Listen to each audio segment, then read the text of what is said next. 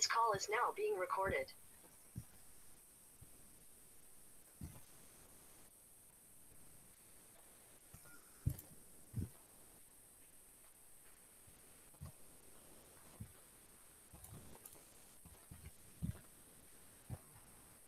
Okay, good morning. So, before we start, yan, mag-pray muna tayo. Mukha ng ginagawa natin every time.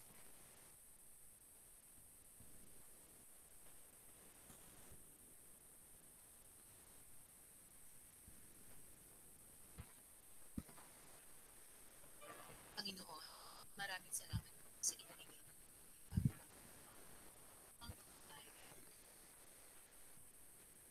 Salamat sa pagkakataon ay patuloy namin sa kabila ng mga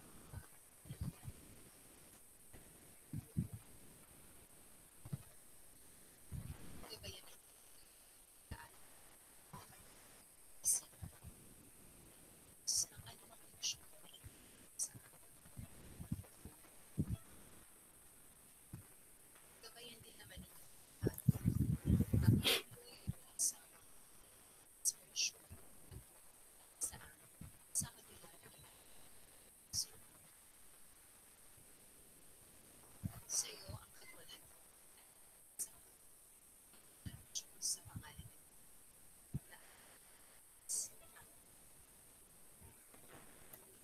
Okay. Amen. So, magandang umaga sa ating lahat at mapagpalang araw sa inyo. So, last week and yung last 2 weeks, yan, yung dalawang unang linggo ng inyong pag-aaral, so natutunan ninyo ang isa sa mga napakahalagang panitikan. Okay? So, pinag-aralan natin ang isang kwento. Actually, 4 yung kwentong inyong binasa, tama ba? And then, isa sa mga yon, yung pinakapaksa natin, ang kwentong Ang Ama. So, ito ay galing sa bansang Singapore. Okay? So, ang Singapore ay isang bansa dito sa Asia, kung saan ang Pilipinas ay kabilang din sa mga ito. Okay? So, sa umagang ito, isa na namang bansa ang ating makikilalang lubos, at syempre, isa sa kanyang panitikan, sa mga panitikan nila ang ating pag-aaralan. So last week, tungkol sa maikling kwento. Ngayon, panibagong panitikan na naman ang ating pag-aaralan. Okay? So ang ating pinakapaksa sa umagang ito ay, wait, isa-share natin. Alright, so yan, kung may copy na kayo ng module, so ganito pa rin siya. Yan po. Okay po. Paano ba?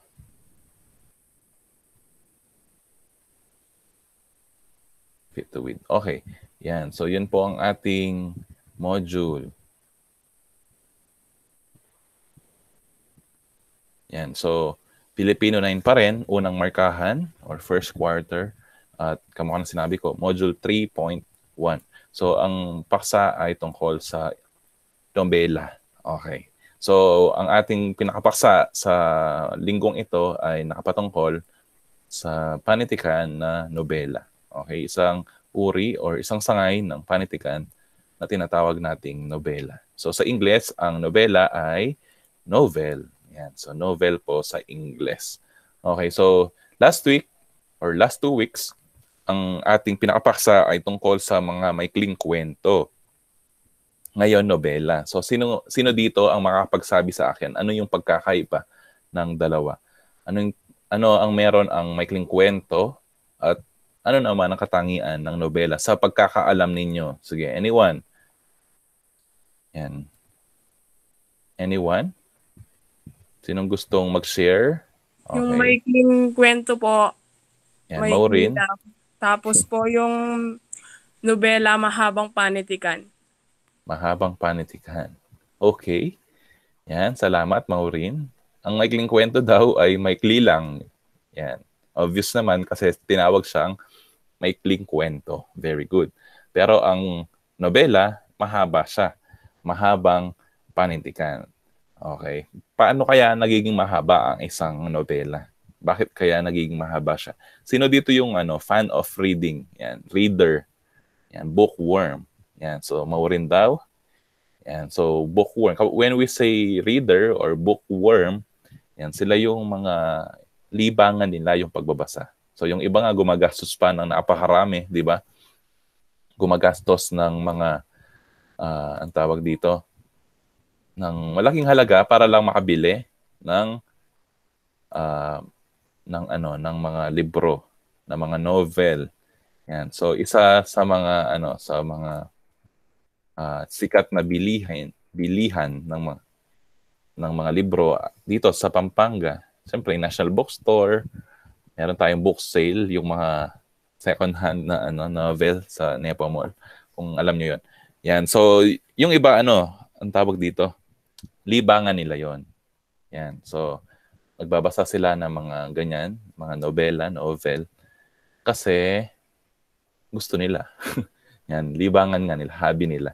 So, may mga nobela, actually halos na mga sumikat na nobela, yan, from the book, yan, ginawa nilang mga pelikula. Yan, kung familiar kayo sa Twilight, yan, kung nabasa niyo yon, yung kanilang, ang novel na yon, Twilight, yung, di ba, yung mga vampire. Then, meron ding, di ba, yung, ang tawag, kasi yun, yung series ng, yung Catching Fire na si Kaita, title. Catching Fire, Mockingjay, yan, yung mga series na yon. So, from nobela yung mga yon na ginawa nilang pelikula. At sa pelikula, meron din silang sequel. Yan, may mga kabanata din sila. Yan, so, ganun po ang isang katangian ng nobela. Very good si Maureen. So, mahaba ang nobela. So, hindi siya pwedeng tapusin sa minsang upuan lang na basahan. So, siguro, ang isang nobela, pwede siya magtagal 3 to 5 days. Kung mahaba, mabilis ka magbasa, 1 week. Yan. Yung iba, aabot ng 1 buwan. Yan. Depende sa bilis ng pagbabasa mo. Yan. Yung iba, ninanamnam nila talagang mabuti. Yan. So, by sila part. So, ganun po yung katangian ng mga nobela. So, sa Filipino, wala masyado. May mga nobelista po tayong kilala dito sa Pilipinas. Pero parang mas tinatangkilik ng mga tao ang maikling kwento. Yan, mga dagli, comics, dyaryo. So, ganun po. Pero yung nobela, hindi masyado kasi ewan ko bakit hindi siya masyadong tinatangkilik dito sa Pilipinas. Siguro maaring ang mga Pilipino, fan sila ng mga maikling babasahin lamang. Talakay nipla ring Pilipino So sa ibang lugar, mas okay sa kanila yung novel. Yan. So pansinin natin yung mga mahilig magbasa ng mga nobela. Magagaling yan sa Ingles. Yan, magaling sila sa pagsasalita. Yan, sa vocabulary. Yan, kung gusto niyo maging magaling sa pagsasalita or sa vocabulary, sa pagsulat, magbasa kayo ng magbasa. Kasi doon ka makakahugot ng mga ng mga ideas, makakahugot ng mga vocabulary, makakahugot ng mga estilo sa pagsulat, no? Parang yung mga author, sabi nga, to be a good writer, you must be a good reader. Yan, para daw maging magaling kang tagasulat or manunulat, dapat magaling ka munang mambabasa. Okay? So, ganun po. Yan. So, kung sino yung magaling sa pagsulat, yan, ay magaling or mahilig sa pagbabasa, sila rin yung gumagaling sa pagsulat. We cannot give what we don't have. Hindi natin pwedeng ibigay yung wala sa atin. Okay, by the way, so sa ating pag-uusapan or pag-aaralan sa module na ito, ang inyong akdang babasahin ay may pamagat na 1,000 gabi. So ito po ay isang nobela mula sa Saudi Arabia. Yan. Kung last week or last 2 weeks, galing tayo sa Singapore. Yan.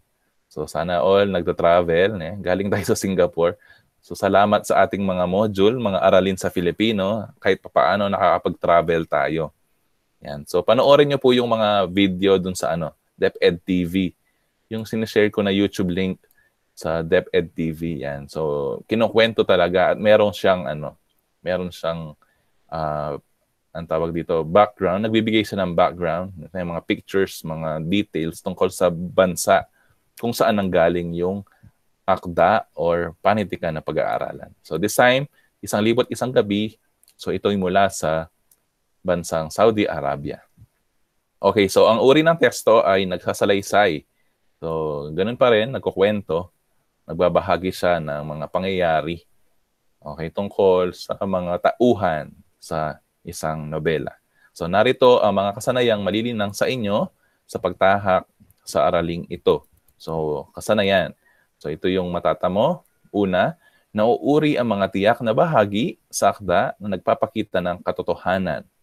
Yan. So yung mga bahaging may katotohanan, mga bahaging may kabutihan at kagandahan batay sa napakinggang bahagi ng nobela. So this time kayo babasahin ninyo yung nobela at doon mo makikita, yan, madidistinguish, mauuri, okay, yung mga bahagi ng nobelang babasahin. Depende sa kanyang bahagi, syempre, at pagkakabuo. Okay. Pero hindi po tayo magbabasa ng isang buong nobela. So, bahagi lang siya ng nobela. Okay. And then, yung buod. Yan. When we say buod, summary. Okay. Yan. So, nagpapakita ng katotohanan, kabutihan, at kagandahan. Pangalawa, nasusuri ang tunggali ang tao laban sa sarili sa binasang nobela. So, nasusuri ulit. Yan. Ang tunggalian. When we say tunggalian, parang pakikipaglaban. Yan. Kumbaga, sa tunggalian na ito, yan, sino kaya ang mananalo, mananaig? Yan. Ang sabi niya, tao laban sa sarili. Yan. Pwede palang mangyari yon, no? Ang tao laban may tunggalian pala ang tao laban sa kanyang sarili. Yan. When we say, kapag sinabi natin yon, parang yan yung konsensya, yung desisyon, yan, babangon ba ako na maaga? Yan. May tinatamad pa ako. Yan, kasi ang tao, yan, ang pinakamaigpit niyang kalaban, ang sarili niya. Yan, kung naniniwala kayo doon. Yan, minsan, or madalas, ang nagiging maigpit na kalaban ng tao ay ang kanyang sarili. Yan. Pangatlo, nabibigyan ng sariling interpretasyon. Yan, nai-interpret natin ang mga pahiwatig na ginamit sa akda. So ang tao po, meron siyang sariling pagpapasya at mayroon siyang sariling interpretasyon. Okay? So sa pagbabasa natin, or pwedeng ganun din, panonood, pakikinig, yan. So ang bawat tao po ay maaari siyang magbigay ng interpretasyon. At ang interpretasyon ng isa ay maaring iba sa interpretasyon ng iba. Okay? So ang bawat tao po ay may sariling interpretasyon. Yun po yung kagandahan sa panitikan. Diba? So hindi lang tayo nagbabasa, hindi lang tayo nakikinig, hindi lang tayo nanonood, kundi nakaka-relate tayo. Maaari tayong magbigay ng sariling suhestyon, interpretasyon sa mga akda o panitikan na ating binabasa. Okay, so yun po ang kagandahan sa pag-aaral ng panitikan. Okay, dito muna tayo sa subukin. Yan. Bago natin tuluyang alamin ang ating paksang aralin. So sa subukin, meron unang gawain. Ang gagawin po natin, basahin at unawaing mabuti ang mga pahayag na nauukol sa larawan. Isulat ang sagot sa sagutang papel. So, sasagutin niyo po yan sa inyong sagutang papel. Pero tulong-tulong na nating sasagutin ngayon. Okay, so meron tayo ditong limang mga pahayag at meron tayong larawan. Okay, kung saan tumutukoy ang mga pahayag. And then, meron ding jumbled letters na maaaring makatulong sa inyo para sa pagsagot. Okay, so sinong gustong sumagot dun sa una? Sige. Sir ako, sir. O yan. Prince Tuason. Okay. So, pwedeng volunteer ka agad na kung gusto nyo sumagot. Prince Tuason, pakibasa po ang pahayag and then sabihin mo sa amin yung sagot. Basahin muna yung pahayag. Isang fictional na elemento na nagbibigay katuparan sa kahilingan ng isang tao. Genie, Okay. sir.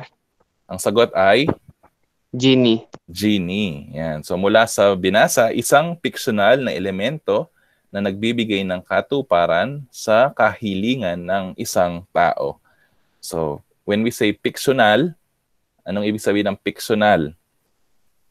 Fake. Hindi po sila nabubuhay dito sa mundo natin. Hindi ka naman galit, Maureen? Hindi naman? So, yan. So, ang mga fictional or sa English, fictional characters, yan. So, hindi sila totoo. Sila'y likha lamang ng isipan ng tao.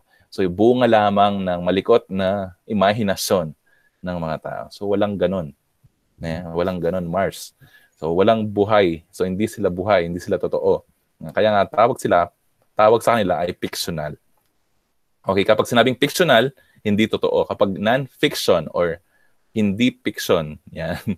Sa English kasi non-fiction, di ba? Fiction and non-fiction. Yan. So, ang fictional, hindi totoo. Yung non-fiction, yun yung mga totoo. Okay? So, ang genie, so isa sa mga fictional na karakter na maaari nating mabasa sa kwentong ating babasahin. Inyong babasahin mamaya. Okay? So, very good, Prince. So, ang tamang sagot doon ay genie, di ba? Yan. So, at least napagtutulungan na natin sagutin ang module ninyo. Okay, gagawin pa rin yan ha sa pagsagot nyo sa module. So, ano na lang, answers only. Okay, number 2. So, sino yung gustong sumagot sa number 2? Ako, sir. Sino yung unang nagsalitang yun? Di ko nakita. Sir. Si Jessie. Yan, si Jessie. Tama ba si Jessie na una? Sige, Jessie. Okay. Yung mga Following isa. Muslim upang takpan ng kanilang muka. Abaya. Pakiulit, Jessie. Kasuotan ng mga babaeng Muslim upang takpan ng kanilang muka. Okay. Ang sagot ay? Abaya. Abaya. Yan. So, ito'y kasuotan ng mga babaeng Muslim. Yan. So, meron ba ditong Muslim ang kanyang relihiyon? Meron ba?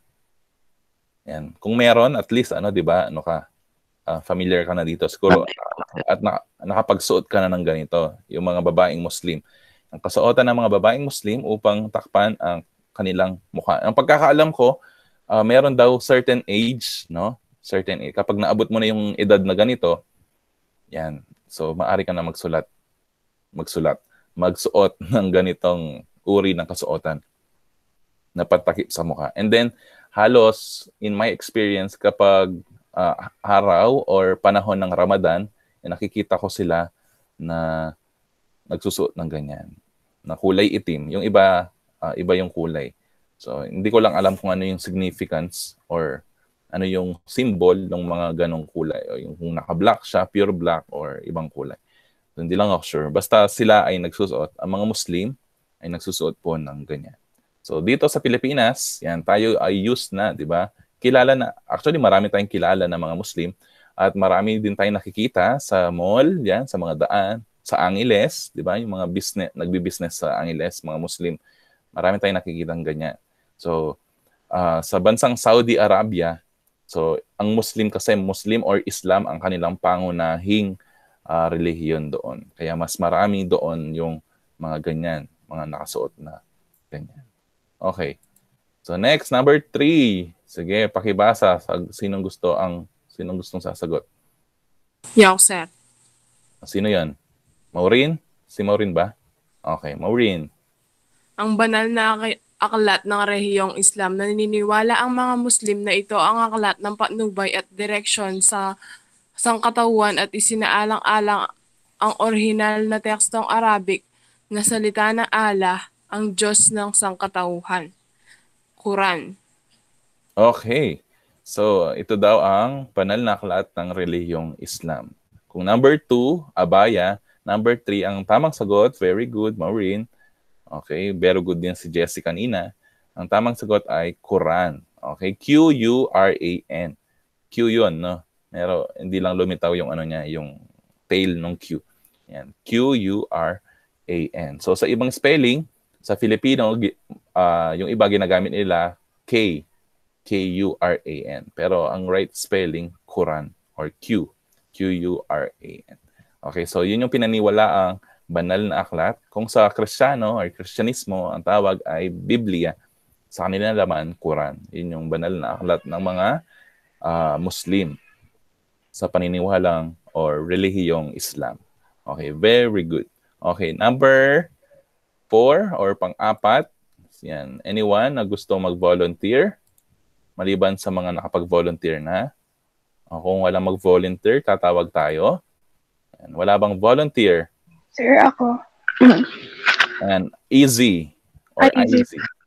Easy? Opo. Easy. Easy. Okay. Easy. Sige. Mga ungulado at kubang hayop na magkakapantay ang mga kuko nakabilang sa saring sa Camellius. Katutubo ang mga ito sa mga tuyong disyerto ng kanlurang Asya. Camellius, sir. Okay. So ito ay mga hayop na merong umbok siya sa likod na nakakatagal sa init. At usually ito ang mga hayop na ito, hindi usually, actually doon talaga sila nakatira. Yun yung habitat nila, yung sa mga disyerto. Kasi pwede sila magtagal na kahit hindi sila umiinom or kumakain. Kasi may deposito sila sa katawan nila, yung structure ng katawan nila, may deposito ng liquids, tubig. Yan. So, ang tawag sa nila ay mga camellia. Very good, easy or easy. Yan. Camellia ang tamang sagot. Okay, 'di ba saan ba? Sa kwento sa Bible, 'di ba? Ang Bible sa Egypt, sa Israel, and then sa part ng Middle East, yung mga bansa doon, sa Jerusalem. So ganun yung ano nila. Paraan nung unang panahon, yun yung ano nila, mode of transportation.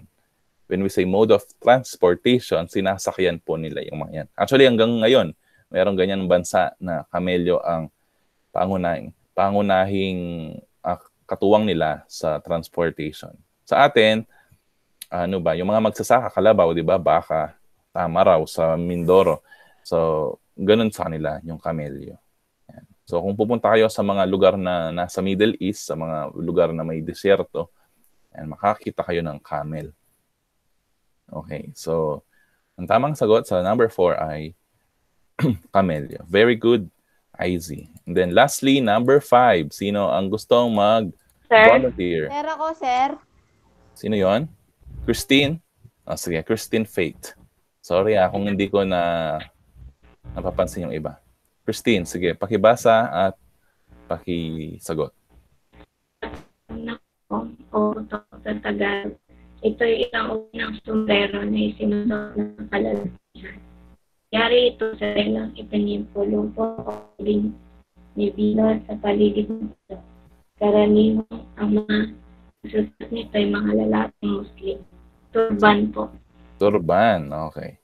Ang sagot po ay turban. Medyo merong lang yung connection ni Christine, pero naintindihan naman natin. Okay, so ito yung pugong or putong sa ulo ng mga kalalakihan na usually Muslim din, and then sa mga lugar na nasa bantang yun, yung binabanggit natin sa Middle East, sa mga lugar na disyerto. Yan. So kung makikita din natin yung mga Bible characters, no? Yung sino ba? Sina Joseph, yung ibang mga Bible characters, and then sa Old Testament. Yan, ganyan yung nila, tsura ng kanilang, parang kasi protection na rin ito sa init. Yan. Kasi mainit sa Middle East, di ba? Sa mga lugar doon. Yan. So, ito ay nakakatulong sa kanila para pang-protection sa init. Yan. Karaniwang, ang mga nagsusuot nito ay mga lalaking Muslim. Yari ito sa telang ipinupulupot o ibinibilot sa paligid ng ulo ng mga kalalakihan. So, ang tawag dito ay turban. Okay, turban. So, sa Pilipinas, ngayon din, bikers na yan. May mga bikers ba dito? Bumibili sila ng mga turban ng ganyan para protection sa init. Yan. So, yun po ang mga sagot. Okay? So, ang una ay, ano kasi yung sagot sa una? Una is genie. Pangalawa, abaya. Pangatlo, Quran. Pang-apat, camelyo. And then, panglima, turban. So, yun po ang mga sagot sa gawain 1. Okay, so dito po tayo sa karagdagang kaalaman. So, ano lang to, basic na information lamang tungkol sa bansa kung saan nagmula ang ating babasahing nobela. Okay, so ang Saudi Arabia ay isa sa mga bansa sa Timog Kanlurang Asya. Okay? So nakabatay ang kanilang kultura sa paniniwalang Muslim o Islam. Yan. Kung napansin nyo kanina, napag-usapan na natin yung paniniwalang Muslim o Islam. Okay? So sa Saudi Arabia, nakabatay ang kanilang kultura sa paniniwalang Muslim. So mostly, yan, karamihan sa mga tao doon or naninirahan doon ay naniniwala sa paniniwalang Muslim. So sila ay mga Muslim. Okay, nananampalataya sila na si Allah ang pangunahing Diyos at si Muhammad naman ang kanilang propetang nagpalaganap ng Islam. So familiar kayo kay Allah, okay, ang kanilang pangunahing Diyos, at Muhammad, propeta na nagpalaganap ng paniniwalang Islam. Kaya kung meron kayong mga naging classmates, yan, meron kayong mga kakilala na mga Muslim, halos, di ba, usually sa mga pangalan na Muhammad, yan, sinasali nila yan. Kasi yun yung paniniwala nila na propeta. Okay, isa sa mga propeta na, kumbaga, sa paniniwalang Katoliko, mga saint, di ba, mga santo. Yan. Pero sa kanila, propeta, si Muhammad. Next, ang mga lalaking Muslim ay pinapayagang mag-asawa, okay, hanggang 4. Pero, syempre may pero, kung kaya ng pamumuhay, yan, at kalagayan sa buhay. So sa kanila, yan, siguro alam nyo na ito, sa mga lalaking Muslim, pinapayagan silang mag-asawa hanggang 4. Kung kaya, okay, kung mayaman siya, kaya niyang buhayin yung pamilya na yon. Yan. Kung kaya ng pamumuhay at kalagayan sa buhay. Yan. Pwede siyang mag-asawa hanggang 4. Okay? Na hindi ka mukha sa Kristiyano. Sa Kristiyano, kung sino lang, okay, isa lang ang pwedeng pakasalan. Okay? At maging asawa. Ang ama ang pinakamakapangyarihan sa loob ng tahanan. Kaya itinuturing nila ang babae bilang mahina. Noon, okay? Sa paniniwala nila. Parang ganun din sa Pilipinas, di ba? Noong unang panahon, yung mga kababaihan, hindi man sila pinag-aaral. So wala man silang karapatan para mag-aral. Kasi ang thinking nila, ang mentalidad ng mga tao, after niya, ano ba yung gagawin niya? Kapag nag-asawa na yan, sa bahay na lang. Okay? Mag-aalaga ng mga anak, mga magiging anak, yan, maglalaba, magdilinis, at lahat ng gawaing bahay. So ganun yung mentalidad noon. So ganun din sa Saudi Arabia, sa paniniwalang Islam, ang ama ang pinakamakapangyarihan sa loob ng tahanan, kaya itinuturing nila ang babae bilang mahina. Noon to. Pero walang gaanong karapatan ang mga kababaihan sa Saudi. Subalit noong Setyembre 25, 2011, okay, inihayag ni Haring Abdullah ng Saudi Arabia na magkaroon ang mga kababaihan ng karapatan upang bumoto sa susunod na halalang lokal at sumali sa lupon ng mga tagapayong shura bilang isang ganap na kasapi at maaring tumakbo bilang kandidato sa mga eleksyong munisipal. Ngunit hindi nabanggit ng hari kung papayagan ito na magmaneho ng mga sasakyan at mabuhay ng normal na walang bantay na lalaki. Okay, noon, walang karapatan, walang gaanong karapatan ng mga kababaihan. Ngunit yun nga, yung date na yun, Setyembre 25, okay, 2011, so merong ginawang pagbabago or anunsyo, yan, merong inihayag si Haring Abdullah mula sa Saudi Arabia na magkakaroon ng karapatan na ang mga kababaihan na bumoto, na maging miyembro ng lupon, okay, at pwede rin siyang maging kasapi ng mga, siguro, mga LGU, mga government units, and then maging kandidato din sa mga eleksyon sa kanilang municipal. Okay? So, yon. So, at least, later on, nagbabago. Sa Pilipinas, ganun na din, di ba?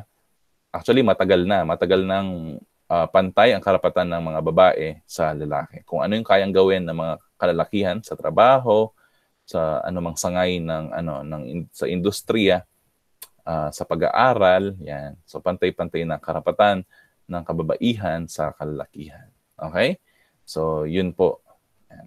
So, merong pagkakaugnay, di ba, ang Saudi Arabia at ang Pilipinas. Okay, pinangungunahan ng pamilya ng hari ang sistemang politikal ng bansa. So, Saudi Arabia, ang sistemang politikal ay pinangungunahan ng pamilya ng hari. Okay? So, ang malaking bilang ng pamilya ang nagbibigay daan upang makontrol ang karamihan sa mahalagang posisyon sa kaharian at upang mapabilang sila sa lahat ng antas ng pamahalaan. So tinatayang nasa 7,000 pataas ang bilang ng mga prinsipe at karamihan sa kapangyarihan at impluwensya ay hawak ng 200 o higit pang mga inaanak na lalaki ng Haring Abdul Aziz.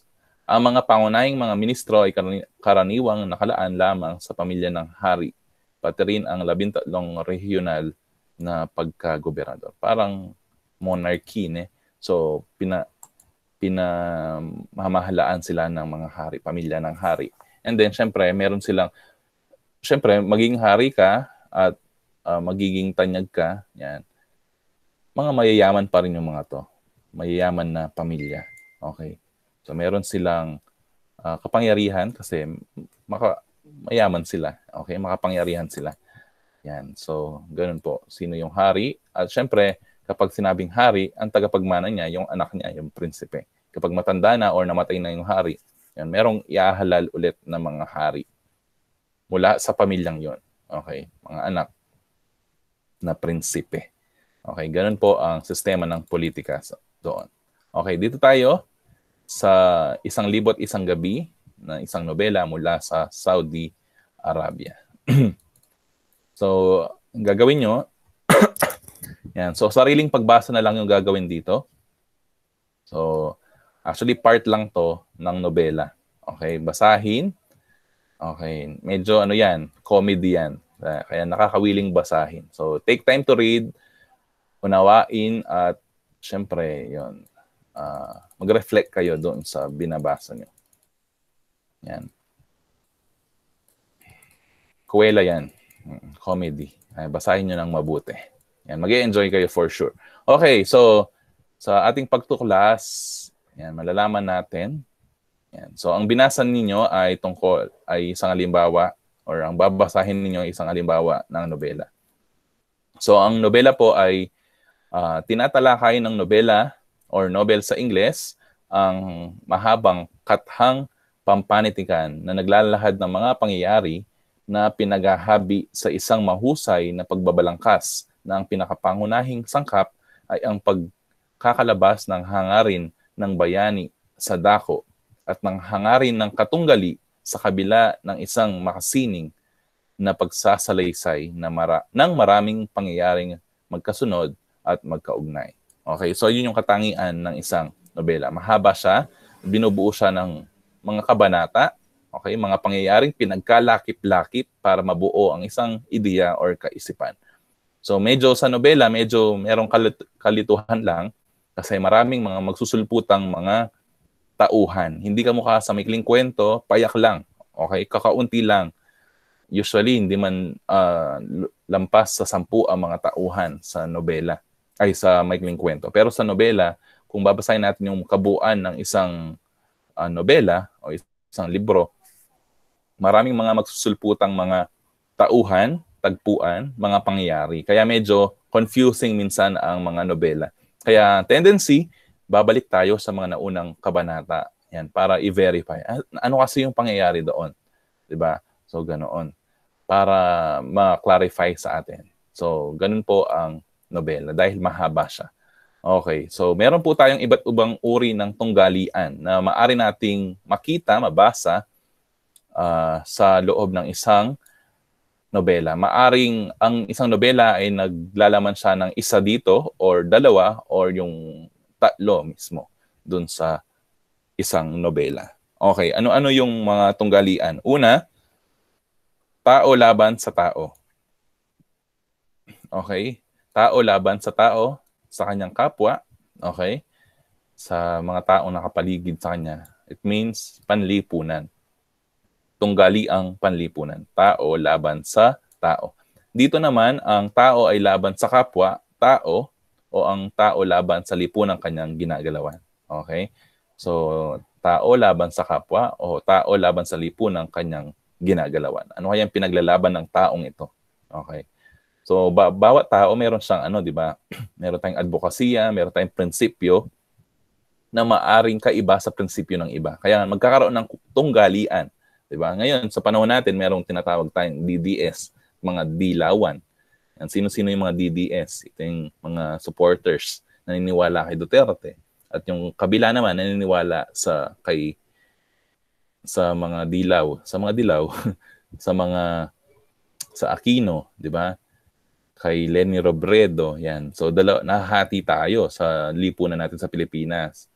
So merong pabor dito, merong hindi pabor diyan. At yung isa naman pabor dito, hindi naman pabor sa kabila. So ganon.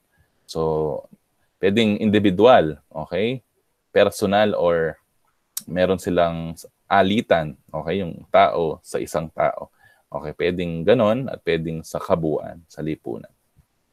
Yun po ang taos laban sa tao. Pangalawa naman, tao laban sa sarili. Okay, ito'y panloob, okay? Inward, mentally, okay? So sa inyo, yung emosyon nyo, yan, or yung psychological or psychological, yan sa Ingles, di ba? So yung kamukha ng sabi kanina, yung pinakamahirap na magiging kalaban natin ay ang ating sarili. Okay? So kailangan makontrol natin ang ating emosyon, makontrol natin ang ating mentalidad. Yan, para mapagtagumpayan natin yung mga bagay na kailangan pagtagumpayan. So ito ay uri ng tunggalian ng tao laban sa kanyang sarili. Masasalamin dito ang dalawang magkasalungat na hangad o pananaw ng iisang tao. Minsan gusto mo, pero minsan ayaw mo. Minsan masipag ka, minsan tinatamad ka. Yan, ganun lang yung simpleng mga tunggalian sa ating sarili. Yan, di ba? Yan. Siguro kayo mismo meron kayong ganitong nararanasan. Naging kalaban mo, katunggali mo ang iyong sarili. And then number 3, tao laban sa kalikasan or sa pisikal. Okay, ang tunggaliang ito ay tumutukoy sa tao laban sa mga elemento. Okay, ano yung mga elemento dito? Dito na yung pumapasok yung mga fictional characters, di ba? Pwedeng ganon. Pwede ring puwersa ng kalikasan. Yan. Okay, ito ay maaring ulan, init, lamig, bagyo, at iba pa.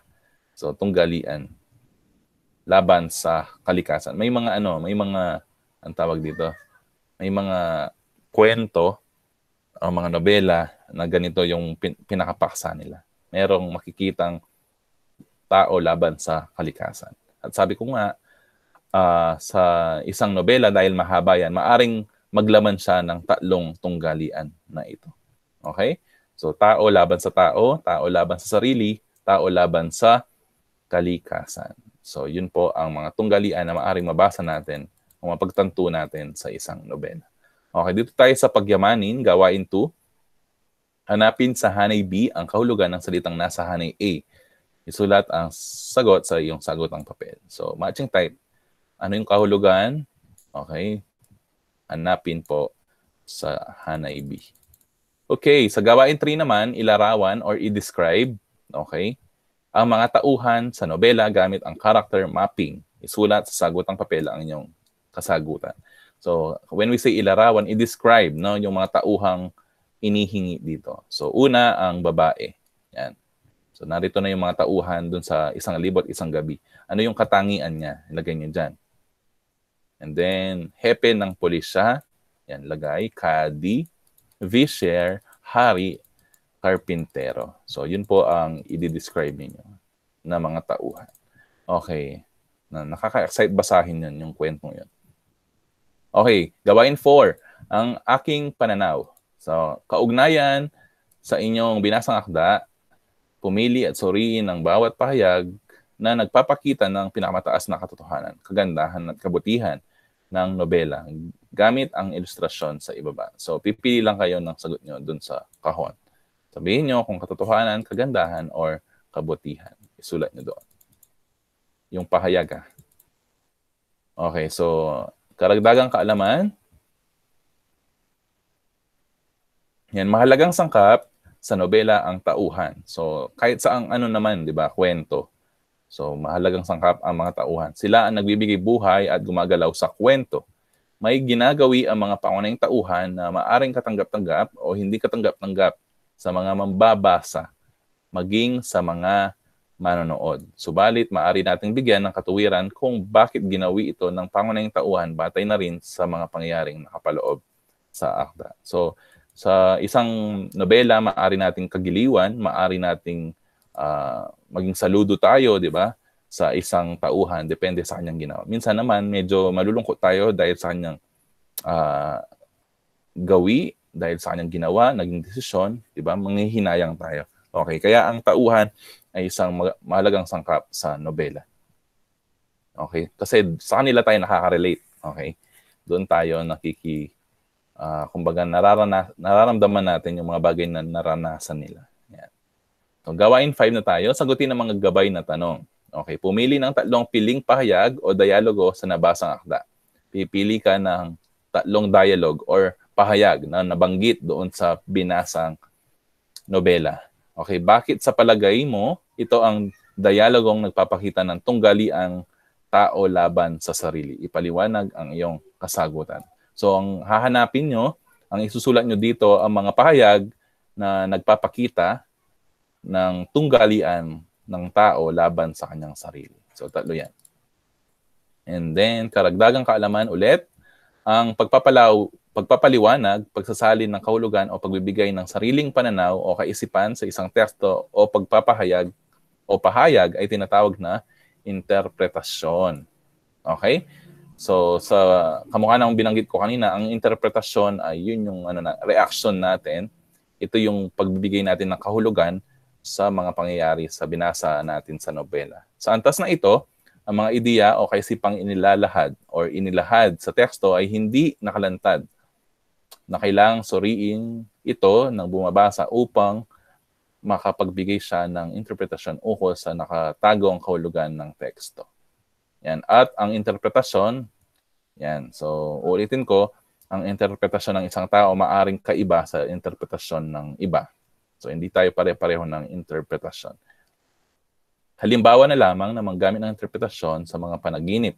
Yan, ito ay nagbibigay paliwanag, tulad na lamang ng panaginip na sanggol. So, ano yung interpretasyon nun? Ito ay maaring nagpapahiwatig ng bagong ideya, trabaho, anumang pag-unlad sa buhay. So, may mga interpretasyon po na pwede nating maibigay sa mga pangyayari o mga simbolo o mga pahiwatig sa isang nobela. So, dito sa bahaging ito, babasahin muli ninyo ang synopsis naman or buod ng 1,001 gabi. Yan. Kaunti na lang yan. Yan. And then, meron kayong karagdagang gawain. Gawain 6, sagutin ang mga gabay na tanong. Ilahad mo ang iyong sariling interpretasyon sa mga ikinilos o gawi at mga pahayag na sinambit ng mga tauhan sa nobela. So, narito yung mga ikinilos o gawi at mga pahayag. And then, bigyan mo siya ng interpretasyon. Aling bahagi na akda ang nagustuhan mo? Bakit? Ipaliwanag yan. So, pwede kang pumili dyan. And then, yan. Isa pa, yan, babasahin nyo sa ikatlong pagbasa. Yan, isang kwento. Kung napanood nyo na yung pelikula ni Amir Khan, yan, kung sino yung bida sa Three Idiots. Yan. Isa sa mga bida doon, si Amir Khan. At siya rin yung isa sa mga artista na pangunahing tauhan dito. Okay? Mga patak ng luha. Sa Ingles, ang title po, pwede nyo i-search sa YouTube to, basahin, panoorin nyo, yung Every Child is Special. Okay. So, ito ay galing naman sa India at halaw at isinulat sa Filipino ni Julieta Yorobera. So, pwede nyo basahin to or pwede rin panoorin nyo sa YouTube yung mismong movie. Okay? And then, syempre, mayroon kayong gagawin. So, antas ng pag-unawa, ibigay ang sarili mong interpretasyon sa mga pahayag na hinango sa akdang mga patak ng luha. Gamitin ang ilustrasyon sa ibaba. Yan, yung sagot dito sa box. Ang bawat isa ay may pagkakabukod tangi. Yan. So, anong ibig sabihin yan? Ano yung interpretasyon mo doon sa pahayag na yan? Okay. Dito na tayo sa tayahin. Yan, 3, 2, 1. Sa antas ng iyong pag-unawa, sa pamamagitan ng 3, 2, 1 na estratehiya, itatala ng mag-aaral ang kanyang pagsusuri sa binasang teksto. Gayahin ang ilustrasyon at isulat ang inyong kasagutan sa iyong sagutang papel. Isulat ang isang pangyayari na nagpapakita ng tunggali ang tao laban sa sarili. Yan. Sundan nyo po yan. 3, 2, 1. Okay? One sentence will do. And then karagdagang gawain sa opinion.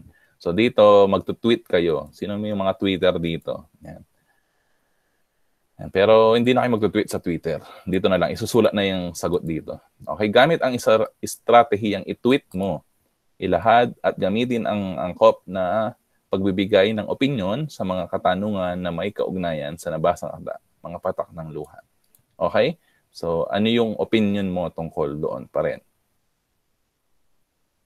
Yan, sa iyong palagay, makatarungan ba ang ginawa ng guro na si Ram Shankar ni Camp, Sir, para mapanumbalik ang hilig ni Ishan sa pagguhit? Ipaliwanag ang iyong sagot. Yan, dito lang. Magtutweet kayo dito sa baba. Ilan yan?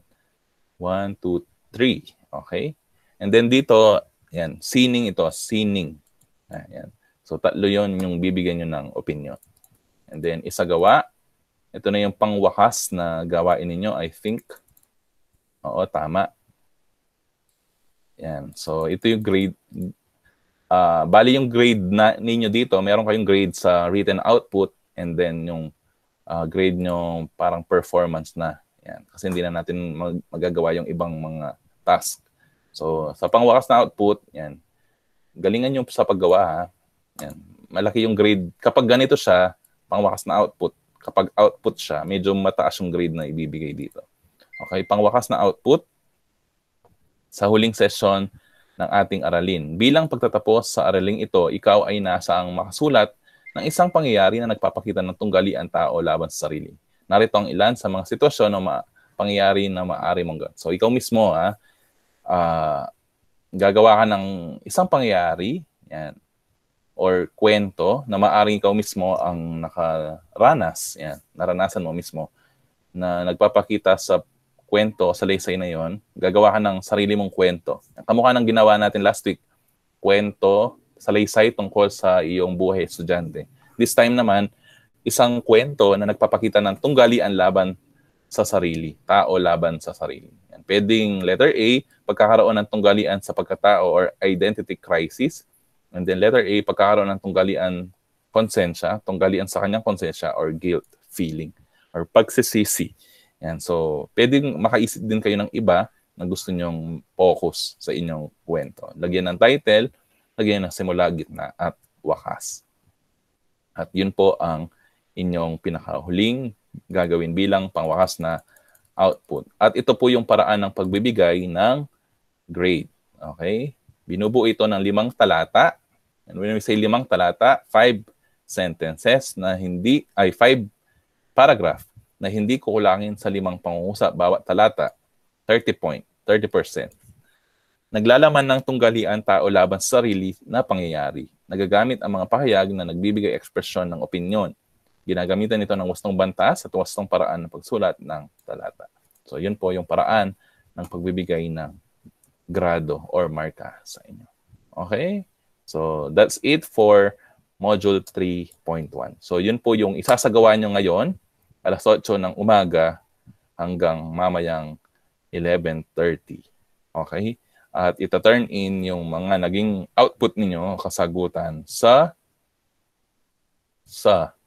Google Classroom. Okay? Question? Question po? Baka may question kayo bago tayo magpaalam sa bawat isa. May katanungan po ba? Wala po. Okay, kung walang katanungan, so pwede na tayo magsimula sa gagawin niyo. Can I request na ayusin po yung camera ninyo? Magtitigil lang ako ng picture para sa ating attendance. Nag-attendance na tayo kanina para lang sa attendance ninyo ngayon sa mga nag-stay. Yan. Salamat sa pag-stay ninyo. Salamat sa pakikinig at pag-unawa sa ating lesson. Okay? Sana all nag-stay. Francis? Okay, harap sa camera. JNL, nawawala ka na. Bubong lang yung nakikita ko. Janelle Galang. Sino pa? Si Gabriel, naka-off camera niya. Yan, sige, harap po ng Pero maayos. masira kasing camera. Sige. Okay lang. Si Janelle na lang. Janelle, ayan, harap ka na ayusin mong humarap sa camera Okay. In 3, 2, 1. Ang picture tayo. 1, 2. Isa pa. Harap po ng maayos sa camera. Okay. So, magandang umaga sa inyo at mapagpalang araw. Happy learning. At kung may question, balikan nyo yung video na i-upload ko. Kung hindi nasagot sa video, doon kayo pwedeng magtanong. Okay? So, siguro, sapat yung oras. Actually, sapat na sapat yung oras ninyo. Okay? Mayroon pa kayong 3 oras para tapusin ang activity nyo sa Filipino. Okay? Wala namang ano yan. Sulat-sulat lang. Basa-basa. Unawaing mabuti at yan, isulat yung mga sagot. Okay? Bigyan nyo ng effort yung panghuli. Malaki yung grade na ibibigay ko doon. Yung kwento nyo. Okay? Tunggalian ng tao laban sa sarili. Okay? So, kung wala ng questions, pwede na po kayong mag-leave ng call at yon, simulan ang inyong gawain. Huwag kalimutan kumain para may nutrients kayo. At yan, masustansyang pagkain ng kainin. Okay. Salamat po, sir. Thank you po, Okay. sir. Thank you. Thank you, Thank you. Sir. Yes, thank you. Thank you, God sir. bless. Thank you, sir. Yes, thank you, thank you. Ako, sir, happy na ako po, sir.